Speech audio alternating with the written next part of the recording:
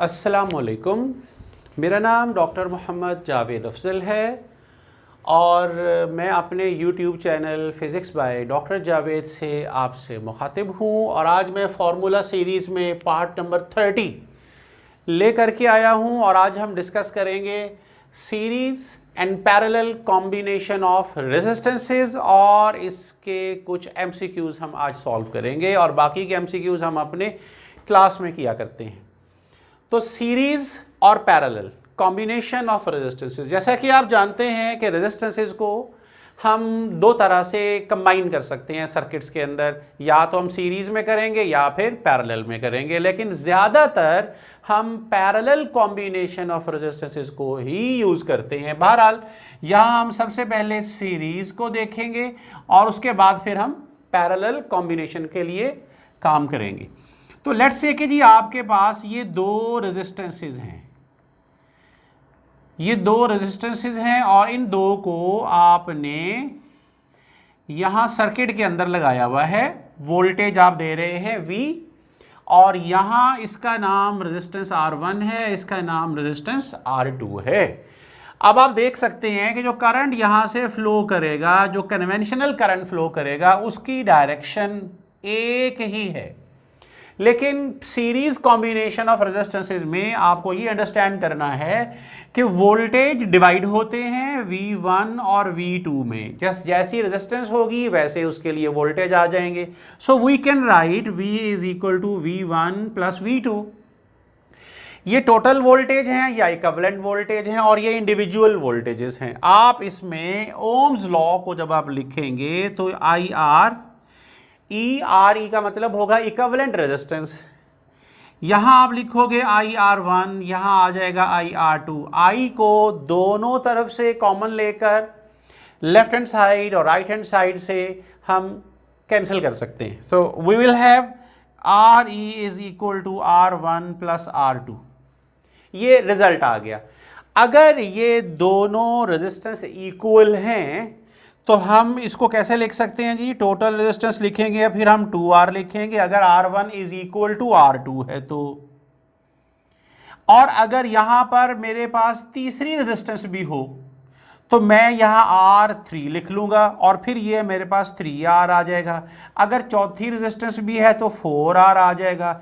इसका मतलब ये होगा कि हम इस फॉर्मूले को एक मुख्तसर फार्मूला में कन्वर्ट कर सकते हैं और वो क्या होगा जी? RE यानी कि इक्विवेलेंट रेजिस्टेंस इक्वल आ जाएगी NR के, यानी N जो है ये हमारे पास नंबर ऑफ रेजिस्टेंसेस हैं। ये फॉर्मूला तब इस्तेमाल होगा अगर सारी रेजिस्टेंसेस का मैग्नीट्यूड, उन सब की वैल्यू बराबर है तब। और अगर ये डिफरेंट है, जैसे ये 1 है और ये 2 ओम रेजिस्टेंस है, तो फिर आपको इसी तरीके से जमा करना पड़ेगा, फिर ये नहीं चलेगा। अब हम देखेंगे कि पैरेलल कॉम्बिनेशन ऑफ रेजिस्टेंस के लिए हम क्या कर सकते हैं। यही दो रेजिस्टेंसेस ले लेंगे, लेकिन अब हम इनको कैसे यूज करेंगे? अब हम इनको पैरेलल यूज करेंगे। तो पैरेलल जब हम इनको यूज करेंगे, बैटरी लगाएंगे, वही वोल्टेज V है, रेजिस्टेंस R1 है, रेजिस्टेंस R2 है, तो जो करंट यहां होगा वो दो हिस्सों में कन्वर्ट हो जाता है। एक हिस्सा I1 कहलाएगा और दूसरा हिस्सा I2 कहलाएगा। यहां आकर करंट फिर से एडअप हो जाता है और we can write I is equal to I1 plus I2 जो है वो हम लिख सकते हैं।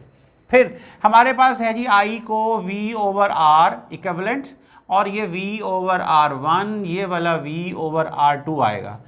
यहाँ V को हम दोनों पैरामीटर से कॉमन लेकर लेफ्ट और राइट हैंड साइड के ऊपर कैंसिल कर सकते हैं, तो हमारे जो रिजल्ट आएगा वो 1 over RE is equal to 1 over R1 plus 1 over R2 आएगा। और यहाँ से जब आप कैलकुलेट करते हो तो RE आपके पास आएगा R1 R2 over R1 plus R2। ये फॉर्मूला बनता है दो रेजिस्टेंसेस के लिए। अगर तीन रेजिस्टेंसेस हैं तो यहां R1 R2 R3 आ जाएगा, यहां पर R1 plus R2 plus R3 हो जाएगा।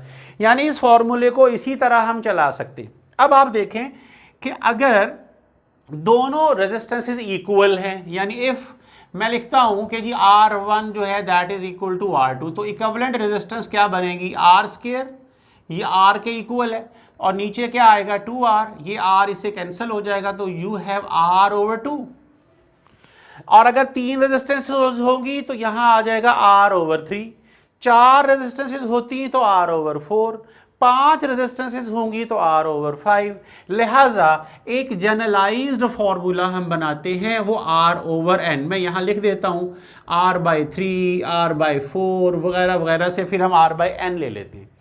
यानी अगर टोटल रेजिस्टेंसेस आपको टोटल रेजिस्टेंस कैलकुलेट करनी है और आपके पास बेशुमार रेजिस्टेंसेस हैं और इत्तेफाक से सारी रेजिस्टेंसेस की वैल्यू इक्वल है, तो आप जस्ट उसके नंबर से डिवाइड करके आप इसको कैलकुलेट कर सकते हैं। अब हमने ये तो कर लिया, यहां पर आपने दो बातें नोट करनी है। यहां पर सीरीज कॉम्बिनेशन में जो सर्किट की जो टोटल रेजिस्टेंस थी वो सबसे ज्यादा हो गई। यानी अगर मैं कहता हूं कि ये वाली सर्किट की लार्जेस्ट रेजिस्टेंस है, तो टोटल रेजिस्टेंस होगी वो सर्किट की लार्जेस्ट रेजिस्टेंस से भी बड़ी हो जाएगी। फिर यहां जो दूसरी बात आपको फील हो रही है कि सर्किट की टोटल रेजिस्टेंस जो है वो उस सर्किट की सबसे छोटी रेजिस्टेंस से भी कम हो जाएगी। यानी पैरेलल कॉम्बिनेशन में रेजिस्टेंस डिक्रीज होती है और सीरीज कॉम्बिनेशन के अंदर रेजिस्टेंस जो है वो बढ़ जाती है। दूसरी चीज हम ये देखेंगे कि यहां वोल्टेज डिवाइड होते हैं, यहां करंट डिवाइड हो रहा है, यहां पे करंट की डायरेक्शन एक, ये सेम करंट फ्लो कर रहा है, यहां वोल्टेज सेम रहते हैं। R1 R2 को एक जैसे वोल्टेज जो है ना वो यहां पर मिल रहे हैं। अब हम ये देखेंगे कि अगर आपके पास इस तरह का या इस तरह का कॉम्बिनेशन नहीं है, बल्कि आपके पास पैरेलल और सीरीज का एक मिक्सचर सा मौजूद है, तब हम क्या करेंगे, तब हम इस तरह से देखेंगे कि जी अगर आपके पास ये एक अदद फॉर्मूला मैं लिख देता हूं पहले, n-1 over n into R, ये फॉर्मूला आपका यूज होगा अगर आपके पास 3 रेजिस्टेंसेस हैं एक किसी ट्रायंगल में, या 4 रेजिस्टेंसेस हैं या 5 रेजिस्टेंसेस हैं, तो ये फॉर्मूला किस तरह से एप्लीकेबल होगा ये हम यहां देख सकते हैं। फॉर एग्जांपल मेरे पास यहां पर ये एक ट्रायंगल रेजिस्टेंस, लेकिन सब की वैल्यू जो है ना वो 2 ओम, इसकी भी 2 ओम और इसकी भी 2 ओम है।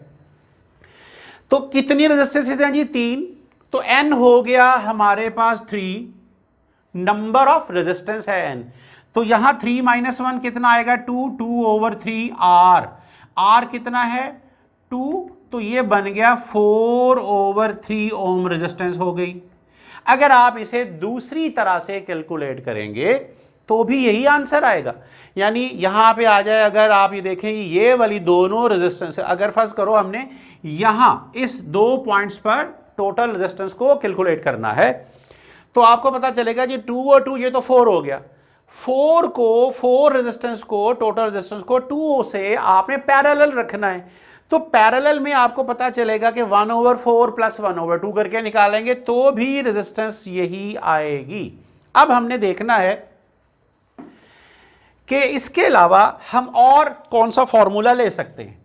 तो जो फॉर्मूला अब हम और लेंगे वो मैं 4 रेजिस्टेंसेस वाला मैं ले रहा हूं। 4 रेजिस्टेंसेस का मतलब होगा कि जी ये आपके पास ये है, ये रेजिस्टेंस है और ये रेजिस्टेंस है, आपने यहां कैलकुलेट करना है। अब जो है ये भी 2 ओम है, ये भी 2 ओम है, ये भी 2 ओम है और ये भी 2 ओम है। यानी ये फॉर्मूला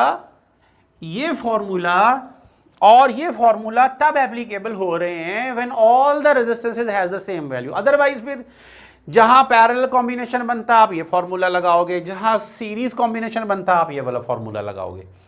तो यहां पर हमें नजर आ रहा है कि कितनी रेजिस्टेंस है? 4, तो n हो गया 4, तो 4 - 1 3 ओवर 4 मल्टीप्लाइड बाई 2, तो टोटल रेजिस्टेंस आपके पास कितनी आ रही है? 3/2, यानी कि 1.5 ओम हो जाएगी। आप देख सकते हैं कि फॉर्मूला हमने कैसे लगाया और इसे हम किस तरह से कैलकुलेट करेंगे। और अगर हमारे पास यूं हो कि हमारे पास इसकी जगह, इस फॉर्मूला की जगह पर हम एक और फॉर्मूला यहां मैं लिख रहा हूं, R E is equal to R over N का मैंने स्केयर लिखा है यहां पर। ये फॉर्मूला तब एप्लीकेबल होगा जब आपके पास एक वायर है और आप उसके टुकड़े कर देते हैं इक्वल वैल्यूज के। लेट्स से आपके पास एक रेजिस्टेंस है और रेजिस्टेंस की वैल्यू है जी 10 ओम, और आप इसके 10 ही पीसेस कर देते हैं और उन 10 के 10 पीसेस को फिर आप पैरेलल जोड़ते हैं। जब आप पैरेलल जोड़ेंगे ना तो आप ये वाला फॉर्मूला यूज करेंगे। इसका मतलब होगा कि आपके पास ये 10 है, नीचे 10 का स्क्वायर है, तो ये बनेगा 10 ओवर 100। तो 0 0 से कैंसिल हो जाएगा, you will get 0.1 ohm resistance जो है वो इक्विवेलेंट हो जाएगी। कितनी आसानी से हमने इसे कैलकुलेट कर लिया। लेकिन अगर वो सारे के सारे टुकड़े पैरेलल की बजाय सीरीज में जोड़ दिए जाएंगे ना, तो फिर वो जाहिर है कि उसका वो उसी के बराबर होगा, यानी 10 ओम होगा। तो ये सारे MCQs हैं हमारे पास कि अगर एक वायर है जिसकी रेजिस्टेंस है 10 ओम और आप उसके 10 पीसेस कर देते हैं, सारे पीसेस को आपने कैसे जोड़ा, आपने जोड़ा पैरेलल में तो ये फॉर्मूला, आपने जोड़ा सीरीज में तो फिर ये फॉर्मूला हो जाएगा। इसी तरह की वैल्यूज, इसी तरह की इक्वेशंस हम और भी, इसी तरह के सर्किट्स हम और भी देख सकते हैं। यानी मेरे पास एक और, अगर मैं यहां देखूं कि ये एक 3 रेजिस्टेंस है मेरे पास ये, और मैंने इसको यहां से यहां जोड़ा हुआ है, इसको यहां से यहां जोड़ा हुआ है, तीनों की रेजिस्टेंस सेम है और ये हमें ये पैटर्न बता रहा है कि तीनों रेजिस्टेंसेस कैसे जुड़ी हुई हैं, पैरेलल कॉम्बिनेशन में है। लिहाजा हम ये फॉर्मूला लगाएंगे, R E is equal to R over 3 आ जाएगा, क्योंकि यहां पर 3 रेजिस्टेंसेस मौजूद हैं। इसके बाद हम एक और लास्ट हम एग्जांपल लेंगे इनकी और उसके बाद हम इसे ख़त्म करेंगे। यानी मेरे पास अगर ये रेजिस्टेंस है, एक यहाँ रेजिस्टेंस है, एक यहाँ पर रेजिस्टेंस है और एक यहाँ पर रेजिस्टेंस है, और एक मैंने यहाँ पर भी रेजिस्टेंस रखी है। अब ये ना तो ट्रायंगल है और ना ही ये क्या है, ये हमारे पास स्क्वायर है, ना ये 5 रेजिस्टेंस है। कैसे है, अगर इनकी वैल्यू 2, इसकी 2, इसकी 4, इसकी 2 और इसकी 2 ओम है और हमने वैल्यू यहां कैलकुलेट करनी है, तो ये हमें नजर आ रहा है कि भी 2 और 2 को 4 और ये 2 और जमा 2 भी 4, तो 4 ओम यहां, 4 ओम यहां, 4 ओम यहां। तो ये तीनों 4 ओम्स की जो रेजिस्टेंसेज हैं ये कैसे लगी हुई हैं, पैरेलल कॉम्बिनेशन में है।